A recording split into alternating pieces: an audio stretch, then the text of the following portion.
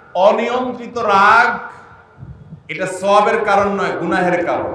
নিয়ন্ত্রণহীন রাগ এটা কিসের কারণ ভাই? অনেক মানুষ আছে রাগী, বদরাগী তো বদরাগী, আবার এটাকে ভালো মনে করে, বলে কি শয়তান তার কাছে এভাবে উপস্থাপন করে আর কি, বলে যে আমি উল্টাপাল্টা দেখলে আমার মাথা গরম হয়ে যায়, আমি সহ্য করতে পারি না, আছে না? অথচ উনি নিজে হাজার উল্টাপাল্টা করেন ঠান্ডা মাথায়, শুধু আরেকজনটা দেখলে মাথা কি হয়ে যায়? গরম হয়ে যায়। ভালো করে শুনে রাখেন, যারা ধৈর্যশীল এই মানুষগুলোই মূলত জান্নাতে যাবে। কোন ধৈর্যহীন অধৈর্যশীল মানুষের জন্য জান্নাত না। আল্লাহ বলেছেন কোরআনে, ইন্নামা ইউওয়াফাস সাবিরুনা আজরাহুম বিগাইরি হিসাব।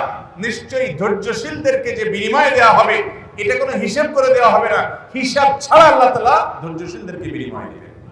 ভাইরা আমার, এই জন্য মুখবিত হতে হলে ধৈর্যশীল হইতে হবে। এখন কথা হলো ভাই ধৈর্যশীল হব কিভাবে? কয়েকটা উপায় আছে। নাম্বার 1, আপনি নিজে ধৈর্যশীল মানুষদের সাথে থাকবেন যারা ঠান্ডা মাথায় চলাফেরা করে, অনেক বড় বড় বিষয়কে খুব সহজে ট্যাকেল দিয়ে ফেলে। মনে রাখবেন, রাগ আসলেই রাগ ঝেড়ে ফেলবেন না, একটু অপেক্ষা করবেন, তারপরে ঠান্ডা হওয়ার পরে ঝাড়বেন। তখন দেখবেন যে ব্যালেন্সের সাথে ঝাড়া হয়েছে, যতটুকু দেওয়া দরকার ততটুকু দেওয়া হয়েছে। এক সাহাবী এসে বলছে, ইয়া রাসূলুল্লাহ আমাকে একটু আপনি উপদেশ করেন। নবীজি বলছেন, লা তাগদাব, রাগ করবা না। বলেন যে আরেকটা করেন, বলে লা তাগদাব, রাগ করবা না। বলেন যে আরেকটা করেন, তৃতীয়বারও বললেন লা তাগদাব। এরপর নবী সাল্লাল্লাহু আলাইহি সাল্লাম বলেছেন, লা তাগদাব ওয়ালাকাল জান্নাহ, রাগ করো না, জান্নাত তোমার।